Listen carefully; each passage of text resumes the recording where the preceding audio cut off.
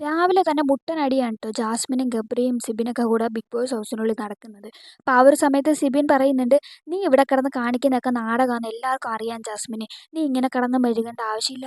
നീ ഇവിടെ കിടന്ന് കുറേ നാടകം കളിക്കുന്നു. എന്നിട്ട് നിന്നെ ബിഗ് ബോസ് വിളിക്കുന്നു. നിന്നെ കുറച്ച് ഉപദേശിക്കുന്നു. വീണ്ടും നീ വരുന്നു. വീണ്ടും നാടകം കളിക്കുന്നു. ഇതാണ് ഇവിടെ നടക്കണതെന്നൊക്കെ എല്ലാവർക്കും അറിയാമെന്നൊക്കെ ഇങ്ങനെ പറയുകയാണ്." അപ്പോൾ ജാസ്മിൻ ഉടനെ പറയുകയാണ്, "താനും ഇവിടെ ഇതൊക്കെ തന്നെയാണ് ചെയ്യണതെന്ന് എല്ലാവർക്കും അറിയാം. താനിവിടെ ഒന്ന് പറയുന്നു, പിന്നെ കുറച്ച് നേരം കഴിഞ്ഞ് അത് മാറ്റി പറയുന്നു, പിന്നെ അപ്പുറത്ത് പോയി വേറെ പറയുന്നു. ഇങ്ങനെയാണ് തൻ്റെ ഗെയിം എന്നുള്ളതൊക്കെ എല്ലാവർക്കും അറിയാമെന്നൊക്കെ പറയുകയാണ്." അപ്പോൾ ലാസ്റ്റ് സിബിൻ പറയുകയാണ്, "ഇവളോടൊന്നും സംസാരിച്ചിട്ട് കാര്യമില്ല" പറഞ്ഞിട്ട് സിബിൻ അവിടെ മാറിയിരിക്കുകയാണ്. അപ്പോഴേക്കും ഉടനെ ജാസ്മിൻ പറയുന്നുണ്ട്, "താൻ ഈ 12 പേര് ബാക്കിലുണ്ട് എന്നുള്ള ബലത്തിലാണ് കളിച്ചുകൊണ്ടിരിക്കുന്നത്. അവരുടെ മേളിൽ കയറി ഇരുന്നിട്ടാണ് താൻ കളിച്ചുകൊണ്ടിരിക്കുന്നത്.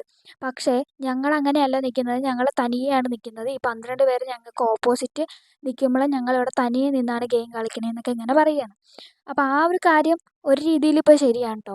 പക്ഷേ ഗബ്രി ജാസ്മിൻ എന്നല്ല, ഗബ്രിയും ജാസ്മിനുള്ള ടീം അടക്കം, അതായത് അപ്സര, അർജുനും റസ്മിനും ഉൾപ്പെടുന്ന ടീം അടക്കം ഇപ്പോൾ ബിഗ് ബോസ് ഹൗസിനുള്ളിൽ ഒറ്റപ്പെട്ട് നിൽക്കുന്ന പോലെയാണ്.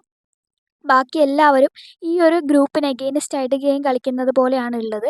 ഗബ്രിയും ജാസ്മിനുമാണ് അവരുടെ ടാർഗറ്റ് എങ്കിൽ പോലും ഇപ്പം അങ്ങനെയാണ് ഒരു സ്ഥിതി.